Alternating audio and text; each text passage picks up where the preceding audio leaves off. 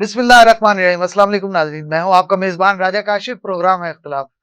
ناظرین، پاکستان کی سیاست پہ اگر ہم نظر ڈالیں تو پاکستان کی سیاست میں مختلف وزرائے اعظم کو جب قید و بند کی صورتیں برداشت کرنی پڑی ہیں تو اس کو نہ صرف بیرونی دنیا سے، باہر کی دنیا کے ممالک کے دوست ممالک جو خصوصاً اسلامک ممالک ہیں ان کی طرف سے جو ہے سپورٹ ملی ہے کہ اس کو ریلیف دیا جائے۔ اگر ہم شروع کریں ذوالفقار علی بھٹو مرحوم سے تو اگر یادش بخیر کریں تو ذوالفقار علی بھٹو کو جب پابند سلاسل کیا ضیاء الحق مرحوم نے تو تب نہ صرف سعودیہ کی طرف سے پریشر تھا بلکہ لیبیا کی طرف سے پریشر تھا، دیگر اسلامی ممالک کی طرف سے پریشر تھا کہ ان کو بہرحال چھوڑ دیا جائے، ان کو قید و بند کی صورتوں سے نکالا جائے، لیکن اس کو مانا نہیں گیا اور ذوالفقار علی بھٹو کو جو ہے وہ ایک تاریخ رقم کر دی گئی اور ذوالفقار علی بھٹو ایک منتخب پرائم منسٹر کو جب کرسی سے اتارا گیا تو انہیں ہینگ ٹل ڈیتھ کی سزا دی گئی۔ اس کے بعد اگر ہم آئیں میاں محمد نواز شریف صاحب کی طرف تو وہ بھی تاریخ کا ایک حصہ ہے، جب ان کو قید و بند کی صورتیں برداشت کرنی پڑی 99 میں جب جنرل پرویز مشرف کا کو ہوا تو اس کے بعد ہم نے دیکھا کہ دوست اسلامک ممالک خصوصاً سعودی عرب نے بہت ہیلپ فل کردار ادا کیا اور میاں محمد نواز شریف صاحب یہاں سے نکل گئے، چلے گئے۔ اس کے بعد بھی جب 2018 کا الیکشن ہے تب بھی وہ یہاں سے چلے گئے، لیکن قید و بند کی صورتوں میں ان کو اسلامک ممالک نے ریلیف دلایا۔ اگر ہم بات کریں بانی P T I Imran Khan کی تو ان کو قید ہوئے آج 1 سال سے زائد عرصہ گزر چکا ہے۔ اسلامک ممالک سے ان کے بہت اچھے تعلقات تھے، ان کا دعویٰ اپنی جگہ موجود ہے، آج بھی ان کا دعویٰ موجود ہے کہ وہ اسلامک ممالک کے دیگر رہنماؤں کے ساتھ ان کے بہت اچھے تعلقات ہیں، لیکن ہم نے دیکھا کہ ترکی کے پرائم منسٹر آئے، انہوں نے کوئی بات جو ہے ایسی نہیں کی کہ پرائم منسٹر جو سابق پرائم منسٹر آف پاکستان تھے بانی پی ٹی آئی ان کو ریلیف دیا جائے یا قید و بند کی صورتوں سے نکالا جائے، بلکہ دیگر ممالک کی طرف بھی اگر ہم دیکھیں تو کوئی ایسا انڈیکیشن نہیں ملا کہ وہ عمران خان کے حوالے سے کوئی بات کریں، وفاقی حکومت سے بات کریں، سٹنگ گورنمنٹ سے بات کریں یا اسٹیبلشمنٹ سے رابطہ کریں اور ان کو کوئی سہولت فراہم کریں یا ان کے لیے کوئی سہولیات فراہم کرنے کے حوالے سے بات کریں۔ اسی ایشو پر ہم بات کریں گے اور ہمارے ساتھ ہمارے سینئر تجزیہ کار جناب مظہر اقبال صاحب موجود ہوں گے، اس کے علاوہ ہمارے سینئر صحافی جناب باقر حسنین صاحب اور ہمارے سینئر پارلیمانی رپورٹر جناب شہزاد مرزا صاحب۔ سب سے پہلے میں آپ کی جانب آؤں گا مظہر صاحب کہ جیسا میں نے اپنے یہ انٹرو میں آپ کو بتایا کہ ہم نے دیکھا ہے کہ ذوالفقار علی بھٹو، میاں محمد نواز شریف جب ان کو پابند سلاسل کیا گیا تو اسلامک ممالک کی طرف سے ریزسٹ کیا گیا، لیکن بھٹو کے معاملے میں شاید کوئی معاملات طے نہ پا سکے، پریشر بہت تھا۔ اگر ہم تو اتنے پرانے جرنلسٹ نہیں ہیں، تب آپ نے تو تب بھی کوریج کی، آپ تب سے 80s سے دیکھ رہے ہیں چیزوں کو، تو آپ کو تو اب نئے تھے شاید تب جب بھٹو صاحب کو پھانسی دی گئی۔ لیکن اب اگر ہم آج کے سینیریو میں آئیں عمران خان کی طرف تو ترکی کے پرائم صدر بھی آئے تھے جن کے ساتھ دوستی کا بڑا دعویٰ تھا خان صاحب کا، تو کیا وجہ ہے کہ اسلامک ممالک کی طرف سے یا دیگر دوست ممالک کی طرف سے خان صاحب کو ریلیف دینے کے حوالے سے نہ اسٹیبلشمنٹ سے بات کی جا رہی ہے نہ وفاقی حکومت سے؟ بسم اللہ الرحمن الرحیم۔ بہت شکریہ راجہ کاشف صاحب۔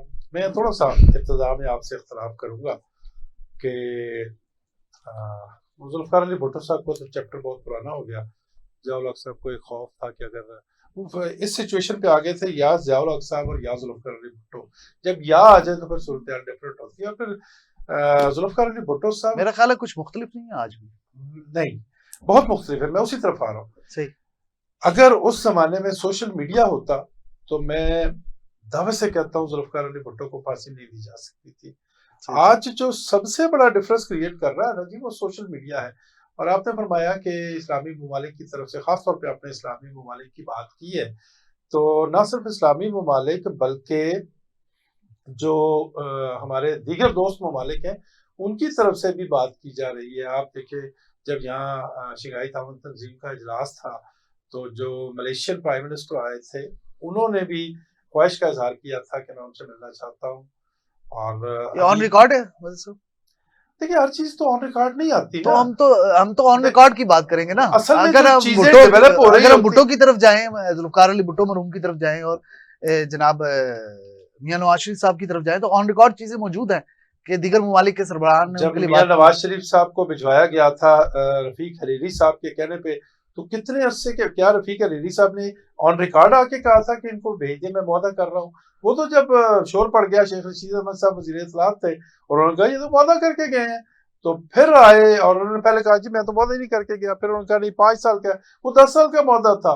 تو جو وہ ہمارے برادر عرب ملک کے ہیں سربراہ, وہ آئے اور انہوں نے کہا کہ 10 سال. تو اصل میں جو چیزیں ہو رہی ہوتی ہیں نا وہ آن ریکارڈ نہیں ہو رہی ہوتی, وہ آف دا ریکارڈ ہوتی ہیں, اور جو چیزیں آن ریکارڈ ہوتی ہیں وہ پہلے آف دا ریکارڈ ہوتی ہیں. تو میں نے ملیشین پرائم منسٹر کی آپ کو بات بتائی ہے. ابھی جو طیب اردوان صاحب آئے ہیں تو انہوں نے بھی ایک موقع پہ کہا کہ میں جب یہاں پہ آیا تو اس وقت وہ بانی چیئرمین عمران خان کی انہوں نے بات کی, اچھا ہوتا کہ وہ آج بھی ہوتے. تو ہمیں تو یہ بتایا گیا کہ جناب کچھ معاہدے ہو گئے ہیں, اور بہت سے ایسے معاہدے بھی ہوئے ہیں جو اس سے پہلے بھی کئی دفعہ ہو چکے ہیں جو ابھی تک میچور نہیں ہوئے.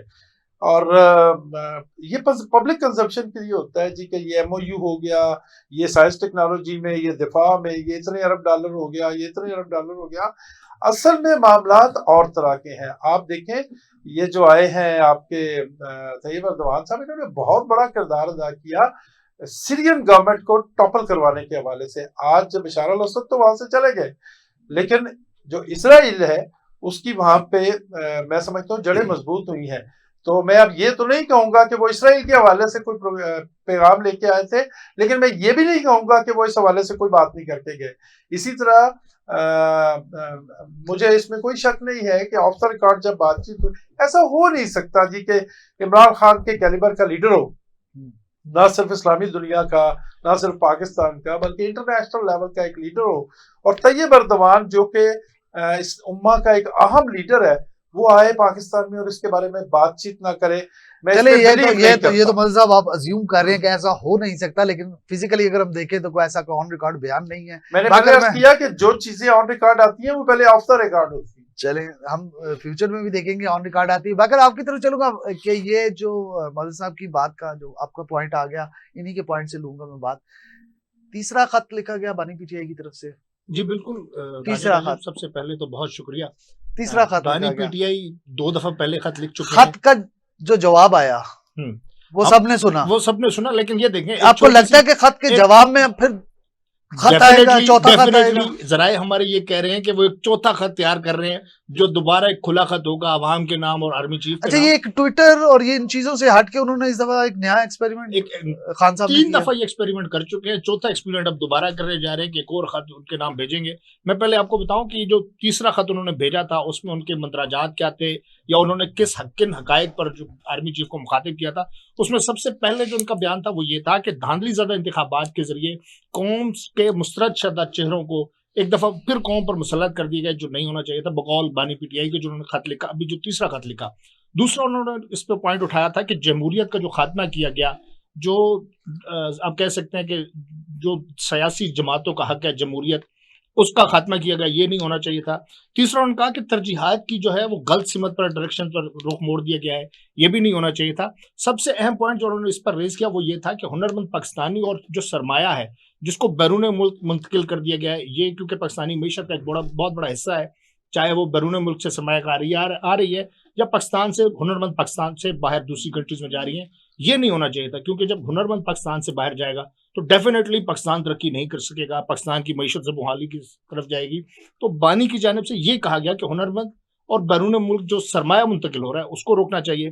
تیسری چیز انہوں نے کہا کہ ملک میں جو انسانی حقوق کی پامالیاں ہو رہی ہیں, جس میں ان کا اپنا یہ ماننا ہے کہ ان کو قید میں رکھا ہوا ہے, ان کی جماعت کی جانب سے بھی بارہا یہ کہا گیا ہے کہ ان کو قید میں رکھا ہوا ہے. دیکھیں, سب سے پہلی چیز کہ اگر بانی پی ٹی آئی کسی بھی معاملے میں ڈیفالٹر ہیں یا گلٹی ہیں, ان کو سزا ہو چکی ہے, اب باقاعدہ ان کو ٹرائل بھی چل رہے ہیں, اس کا ملٹری کورٹس کے بھی ٹرائل ان کے ہو رہے ہیں. تو اب دیکھنا یہ ہے کہ کیا واقعی بانی پی ٹی آئی اگر رہائی کرنا چاہتے ہیں یا ڈیل کرنا چاہتے ہیں. ملٹری کورٹ کا ٹرائل نہیں ہو رہا سر, چلیں جو بھی ہے فوجی ٹرائلز کے حوالے سے اگر ہم بات کریں, ظاہر ان پہ جی ایچ کیو کے حملے کا کیس بھی چل رہا ہے, دیگر تمام کیسز بھی ملٹری کے حوالے سے ہی ہیں. تو جہاں تک بات ہے کہ اگر اس ملک میں انسانی حقوق کی پامالیاں, چلیں چھوڑ دیں, ہم بانی کی بات ہی نہیں کرتے, ہم اوور آل بات کرتے ہیں کہ اگر انسانی حقوق کی پامالیاں ہو رہی ہیں تو وہ نہیں ہونی چاہیے.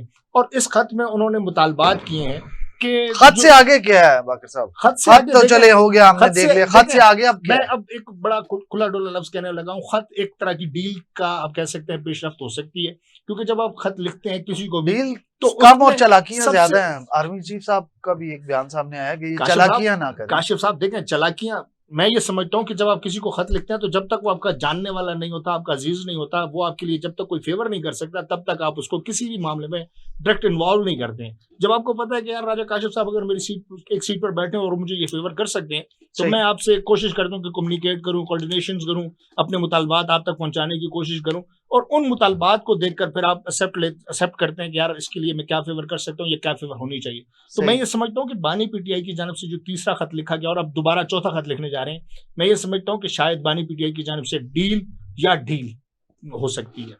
نہیں، اب اس موڈ میں نہیں ہے شہزاد مرزا صاحب. لگتا ہے اب آپ کی حکومت اس موڈ میں نہیں ہے، نہ ڈیل کا ہوگی تو نہ ڈیل ہوگی. بڑے تگڑے بیٹھے ہوئے ہیں شہزاد صاحب. جی بہت شکریہ کاشف. بڑے تگڑے بیٹھے ہیں یا لیٹے ہیں، اب یہ مجھے نہیں پتا، یہ آپ ہی بتائیں گے. بات یہ ہے ایسے ہی مرزا صاحب 3 خط لکھ چکے ہیں خان صاحب بقول آپ نے کہا کہ جی 3 خط لکھ جی چکے ہیں، ایک لکھا آپ کے پاس ہیں وہ 3 خط؟ جی اوپن خط کوئی ہے. کاپی؟ وہ تو کاپی تو ہارڈ کاپی تو نہیں ہے، اس طرح بات سافٹ یہ ہے- پہ ہے، سوشل میڈیا پہ موجود ہے، ساری جگہ ہے. جی ہم نے تو نہیں دیکھی نہ سوشل میڈیا آپ کی پہ. حکومت نے اجازت نہیں دی اخبارات میں چھپنے کے لیے، انہوں نے بات یہ دیا، ہے- انہوں نے کوشش کی ہے سر، یہ ایڈورٹائزمنٹ کی بات 15 میں. جن کا میں ذکر انہوں کر رہا نے ہوں 15/4 کا اشتہار دینے کی کوشش کی ہے پاکستان کے معتبر اخباروں میں، اور وفاقی حکومت کی جانب سے اس اشتہار کو شائع نہیں کیا گیا. یہ میں آپ کی معلومات میں شاید اضافہ مرزا کر صاحب سکوں. نے میری بات کا سنا ہی نہیں. میں نے ان سے کہا کہ جو خط کے مندرجات تھے میں نے ان کو وہ بتایا، اس میں کوئی بھی لفظ میرا اپنا نہیں تھا. یہ وہ خط تھا جو بانی پی ٹی آئی نے آرمی چیف کے نام کھلا خط لکھا تھا، اور اس کو پبلکلی اس کو آپ کہہ سکتے ہیں کہ اس کو اسپریڈ کیا گیا تھا تاکہ عوام کو یہ پتہ چلے کہ بانی پی ٹی آئی نے چیف آف آرمی اسٹاف کے نام جو خط لکھا ہے اس میں کیا کیا لکھا ہے اور ان کے مطالبات کیا ہیں. دوسری چیز، مرزا صاحب کہہ رہے ہیں کہ آپ کے پاس کاپی یا اس طرح کی کوئی چیز، تو ہم یہ سمجھتے ہیں کیونکہ ہم خود میڈیا میں ہیں تو بہت ساری چیزوں کو میڈیا کو بھی پابندی کا سامنا کرنا پڑتا ہے. صحیح. مجھے شاید- میں آپ کا بکر آ گیا پوائنٹ آف ویو. میں اپنے مرزا صاحب کی طرف ایک دفعہ پھر آؤں گا. خط لکھیں گے گرچہ مطلب کچھ نہ ہو، ہم تو عاشق ہیں تمہارے، یہ خبر جانے دو. دیکھیں بات یہ ہے آرمی چیف صاحب نے کل ہی اس کے اوپر بیان آیا تھا کہ ان کو ایسا کوئی خط نہیں ملا. یا تو آرمی چیف جھوٹ بول رہے ہیں یا خط لکھنے والے سچ بول رہے ہیں. صحیح. بات یہ ہے کہ انہوں نے تو ٹوٹلی ڈینائی کر دیا کہ میرے تک نہ کوئی خط پہنچا، اگر پہنچا بھی تو میں بغیر پڑھے اس کو پی ایم تک پہنچا دوں. صحیح. اچھا جی چلیں آپ سب کی بات مان لیتے ہیں. اگر خط لکھا بھی ہے، پہلا لکھا، دوسرا لکھا، تیسرا لکھا، بات یہ آپ سیدھی سیدھی ایک رحم کی اپیل لکھیں، اپنی جان چھڑائیں.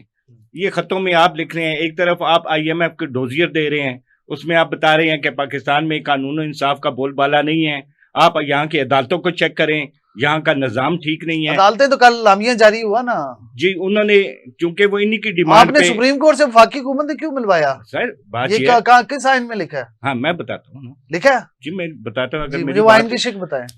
مجھے سنیں گے تو پھر میں آپ جی کو جی بتاؤں جی گا. پلیز. دیکھیں میں تجزیہ پیش کر سکتا ہوں نا، اس سے آپ متفق ہوں نہ ہوں، ایک علیحدہ بات. صحیح صحیح صحیح. بات یہ ہے کہ انہوں نے آئی ایم ایف کو کہا ہے کہ وہاں پہ ہمارے ساتھ جو ناانصافیاں ہو رہی ہیں، یہ ہو رہا ہے، وہ ہو رہا ہے، تو انہوں نے جو نہیں، آئی یہ ایم ہو ایف رہا ہے کا وہ ہو رہا ہے، بات. اس سے کیا مطلب سر جی؟ مجھے یہ بتائیں چلیں آپ بولیں کہ جی. عمر ایوب نے جو خط لکھا ہے آئی ایم ایف کو، اس میں انہوں نے کہا کہ جی انسانی حقوق کی پامالیاں ہو رہی ہیں، ہمارے ساتھ ناانصافیاں ہو رہی ہیں. باقر صاحب چلے ان نہیں کو نہیں باقی فنش بھی کر نہیں سی پوچھ لیں میرا خیال. نہیں آپ فنش کریں. آپ بات یہ ہے کہ جس وقت انہوں نے اس چیز کی ڈیمانڈ وفاقی حکومت کے سامنے رکھی کہ ہم نے سپریم کورٹ میں ملنا ہے، تو صحیح. دیکھیں حکومت کی بھی ایک اپنی پالیسی ہوتی ہے. ان کا یہ تھا کہ اگر نہ ملنے دیا گیا، ان کا موقف یہ ہے کہ نہ ملنے دیا گیا تو وہ جو یہ شکایات آئی ایم ایف کو لگا رہے ہیں وہ اس کو حقیقت پہ نہ لے. انہوں نے کہا جی ٹھیک ہے آپ ملیں، اور ملا ہے ٹھیک ہے. اس میں ایسا کوئی قباحت بھی نہیں ہے کہ انہوں نے جا کے یہی قانون انصاف کے اوپر ان سے بات چیت کی ہے کہ ہاں جی آپ کا کیا سسٹم ہے، کیا حساب کتاب ہے.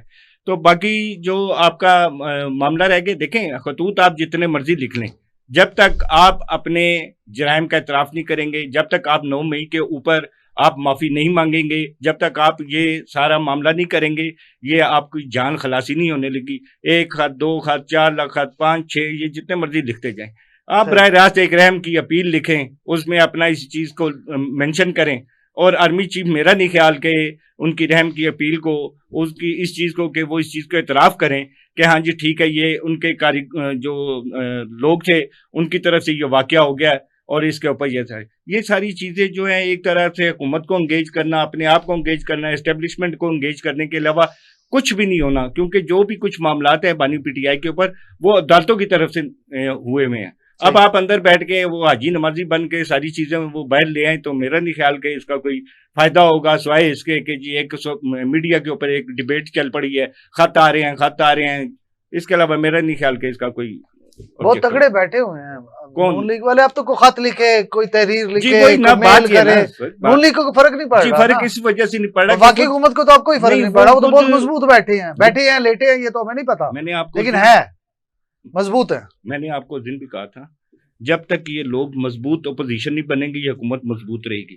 شہزاد صاحب ہم تو پہلے بھی کہتے تھے, ہم تو تب بھی ان میں- کہتے تھے کہ مسلم لیگ نون کو بھی کہتے تھے, ہم پی ٹی آئی کو بھی کہتے تھے, ہم اداروں کو ہمیشہ کہتے رہے ہیں کہ ان کو بٹھائیں, لیکن جڑوں میں مت بٹھائیں.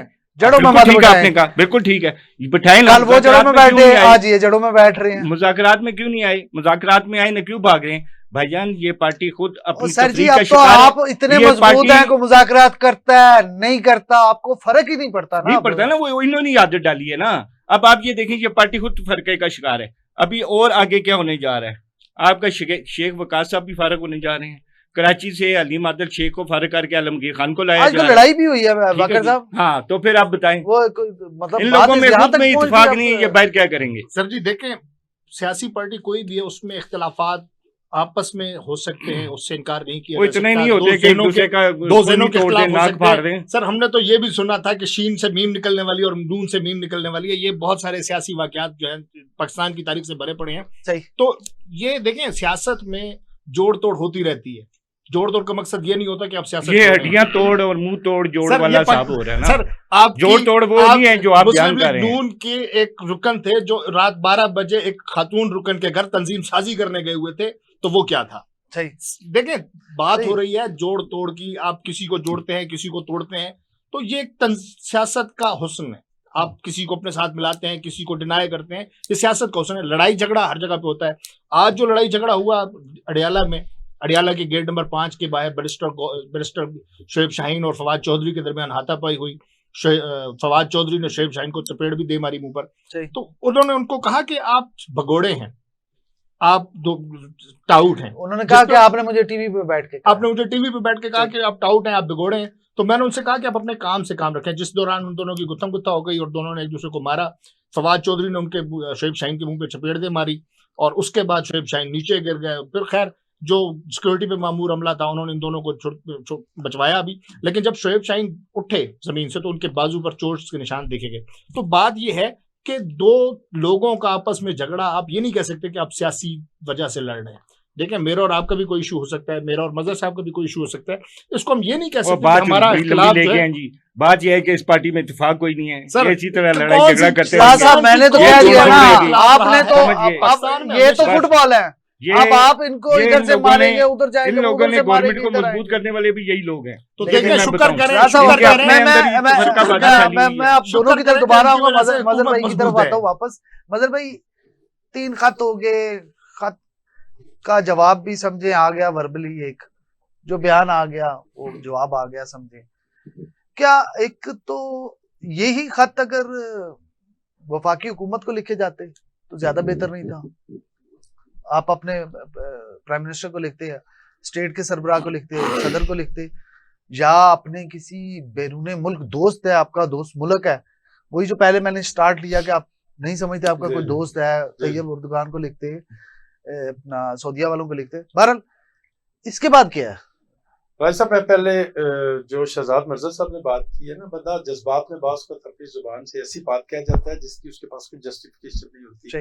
ود ڈیو اپالوجی, میں بڑے ادب کے ساتھ عرض کروں گا, انہوں نے فرمایا کہ عمران خان صاحب کو چاہیے کہ چیف آف آرمی اسٹاف کو رحم کی اپیل کرے اور بس مکائیں اس معاملے کو. سوال یہ پیدا ہوتا ہے کہ مسلح افواج کے ترجمان کی طرف سے کہا, ایک سے زیادہ مرتبہ کہا جا چکا, جنرل باجوہ صاحب بھی کہہ چکے ہیں کہ فوج کا سیاست میں کوئی کردار ہی نہیں ہے. صحیح. تو اگر ان کا سیاست میں کوئی کردار نہیں, وہ رحم کی اپیل تو اس بات میں کہہ رہے ہیں نا کہ وہ جو 9 مئی والے واقعات ہیں وہ تو ڈائریکٹ فوج پہ ہوتا 9 ہے مئی نا, میں تو لوگ بری وہ تو ہمارے اداروں نہیں, پر وہ اس لیے میں نے 9 کہا مئی کہ میں چونکہ وہ لوگ کہہ رہے ہیں بری کہ ہو آرمی رہے چیف کو خط لکھا, اس حوالے سے میں نے 9 مئی میں خدیجہ شاہ جو ہیں ان کو ریلیف ملا ہے, تو اس کا مطلب ہے 9 مئی کچھ بھی نہیں تھا.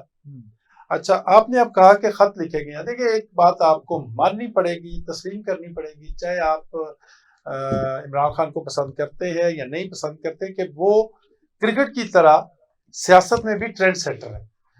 आप देखिए, इससे कबल कभी ऐसा हुआ था कि कोई लीडर जेल में गया है और वो बीमार नहीं हुआ, कोई लीडर जेल में गया है और उसने डील नहीं की, सही, ट्रेंड सेटर है ना। अच्छा, फिर आपने देखा कभी पाकिस्तान की सियासत में कोई जलसा ऐसा हुआ था कि वर्चुअल जलसा हो रहा है, जब जलसे करने की इजाजत नहीं दी गई पंजाब हुकूमत की तरफ से, वफाकी हुकूमत की तरफ से, तो उन्होंने एक तरीका निकाल लिया कि हम वर्चुअल जलसा करते हैं। तो आपने देखा कि लखों खा लोगों ने वर्चुअल जलसा जो है ना वो देखा, उसमें पार्टिसिपेट किया। ये दुनिया में कभी नहीं ऐसा हुआ। अच्छा, अब इमरान खान साहब ने एक और तरीका कार इख्तियार किया कि जी मैं खत लिखता हूँ। तो जनाब, आप कह रहे हैं शहबाज शरीफ साहब को खत लिखें। शहबाज शरीफ साहब को क्यों खत लिखे जी? शहबाज शरीफ साहब क्या बेचते हैं पॉलिटिक्स में? जब रजब तैयब अर्दवान साहब आए थे, आपने एक तस्वीर देखी होगी जो जारी हुई है, अगर नहीं तो मैं आपको अभी दिखा देता हूँ। रजब तैयब अर्दवान साहब खड़े हैं, साथ में चीफ ऑफ आर्मी स्टाफ जनाब सैयद आसिम मुनीर साहब खड़े हैं, और कोने कोने में कहीं बिल्कुल दुबके हुए खामोशी से मियां शहबाज शरीफ साहब खड़े हैं। अगर प्रोटोकॉल भी देखा जाए तो जो चीफ एग्जीक्यूटिव है मुल्क के, वो शहबाज शरीफ साहब है, और वो जल्दी में हो गई होगी कतार इधर उधर। अब आप बेल आउट कर रहे हैं उनको। नहीं वो जल्दी में हो जाती है। इतने बड़े लेवल के ऊपर आप समझते हैं कि ये इतनी जल्दी में हो जाता है? यानी कि आपके ख्याल में we don't have any system, we don't have any discipline. तो उनको मैं पॉलिटिकल औकात की बात कर रहा हूँ। शहबाज शरीफ साहब के पास नवाज शरीफ साहब चाह रहे थे कि पीसीबी का चेयरमैन वो अपना लगवा लें। सही, नवाज शरीफ, मैं शहबाज शरीफ की बात नहीं कर रहा, नवाज शरीफ साहब चाह रहे, नवाज शरीफ साहब हलफ दे के कहें कि वो नहीं चाह रहे थे कि पीसीबी का चेयरमैन उनका अपना हो। सही, तो क्या वो अपना चेयरमैन लगवा सके? भाई, शहबाज शरीफ साहब तो अपने नाक से मक्खी नहीं हटा सकते, तो उनको क्यों लिखते वो खत? शुरू में जब कह रहे थे इमरान खान साहब कि मैंने एस्टेब्लिशमेंट के साथ बात करनी है, क्योंकि जिनके पास करने को कुछ है, जिनके पास इख्तियार है सारा, मैं उन्हीं से बात करूंगा ना, तो मैं शहबाज शरीफ साहब के साथ क्या बात करूं? तो मेरे ख्याल में chief of army staff general Syed Asim Munir साहब को इस पे बात नहीं करनी चाहिए थी। आज जब उन्होंने बात की है तो इसका मतलब ये है कि इमरान खान साहब जेल में बैठ के भी इस मौजूदा रजीम के ऊपर अपना जो प्रेशर है वो एस्टेब्लिश करने में कामयाब हो गए हैं। वो जवाब ना देते, बट उन्होंने कह दिया जी मुझे। आप समझते हैं कि आज के दौर में, जैसे मिर्जा साहब फरमा रहे थे, वो खत के, भाई वो पुराना जमाना चला गया जब खाकी वर्दी पहन के, सर पे वो टोपी पहन के साइकिल पे डाकिया आता था, कहता था डाके जी या मनी ऑर्डर है। वो जमाना चला गया है और ये खुला खत है, सोशल मीडिया के ऊपर रुल गया है ये खत। सही। शहजाद मिर्जा साहब ये जो कह रहे हैं कि सोशल मीडिया पे रुल गया है, नहीं आपको नहीं पता, आप तो शरारत कर रहे हैं। तो काशिफ भाई, आप तो मिर्जा साहब के साथ क्या हमारे साथ? नहीं, मैं तो मिर्जा साहब से पूछूंगा आप कि खत चले हम आपसे मौजूद सवाल है। पूछते हैं। पहले आप मुकर गए कि आपने खत देखा कि नहीं देखा? जी बिल्कुल देखा। वाकई भाई, आपने खत सर, देखा कि नहीं देखा? मैंने ये खत के अच्छा, मंत्राजात ये मंत्राजात कहाँ से आए? अच्छा जाहिर चलें है, जी, मैंने खत मैंने- अगर जगह जगह वो कह रहे हैं अच्छा रुल जी, रहा है, बात ये तो है। आप अच्छा चले, अच्छा चले, अच्छा चले। बिल्कुल ही मुकर के ये वो मैं बात करता बाकी हूं, एक मिनट, बाकी मदर साहब, आज अगर इमरान खान के खत नहीं है या इमरान खान का खत में कुछ जान ही नहीं है, तो आज आप प्रोग्राम किस चीज पे कर रहे हैं? जवाब क्यों आया? नहीं वो भी छोड़े, जवाब क्यों आया? बात ये है, हाँ, मैं क्यों वही जवाब कह रहा आया? हूं। काशिफ साहब, मैं और माजरत के फिर साथ राना सनाउल्लाह साहब रिकॉर्ड पे हैं कि अगर ये खामोशी से खत लिखते तो रिलीफ मिल जाता है। इन्होंने ओपन कर दिया, अब सबके सामने आ गया, तो अब तो जवाब काशिफ साहब, मैं माजरत के साथ मैं बात करूंगा मिर्जा साहब की। मिर्जा साहब इस वक्त उस कबूतर का किरदार अदा कर रहे हैं जो बिल्ली को देखकर आंखें बंद कर लेते हैं कि शायद बिल्ली मुझे नहीं देख शहजाद साहब क्विकली आंसर चाहिए आपसे, मेरे पास टाइम खत्म हो अच्छा, रहा है, मैं break पाकिस्तान पर की जा रहा हूं। सियासत में नवाज शरीफ साहब ने कबूतरों को भी मैं बड़ी मैं अहमियत दे मैं दी है। जरा आपका कैसे पॉइंट सुन लेना। क्विकली। बात ये है जी, मैंने आपको पहले भी कहा, 1 लिखें, 4 लिखें, 7 लिखें, 8 आप लिखें। बादशाह हैं जी, इन आपका खतों आ से गया पॉइंट निकलने ऑफ व्यू कुछ आ नहीं। गया जी शहजाद मिर्जा साहब का कि हम बादशाह हैं, हमें कोई फिक्र नहीं है, हम आपको फुटबॉल हाँ। बना ही रखेंगे वफाकी हुकूमत की तरह। लेकिन तो- मेरे ख्याल में आप इस फुटबॉल बनाने के दिन भी थोड़े हैं, मेरा थोड़े ख्याल। थोड़े हम बाकी बात करेंगे। यूएन की रिपोर्ट आई है, ब्रेक के बाद उस पर बात करेंगे। अफगानिस्तान में दहशतगर्दी और सिक्योरिटी फोर्सेज का, पाकिस्तान की सिक्योरिटी फोर्सेज का किरदार उस दहशतगर्दी को रोकने में, यूएन ने एक रिपोर्ट तफसीली जारी की है, उस पर बात करेंगे, लेकिन शॉर्ट ब्रेक।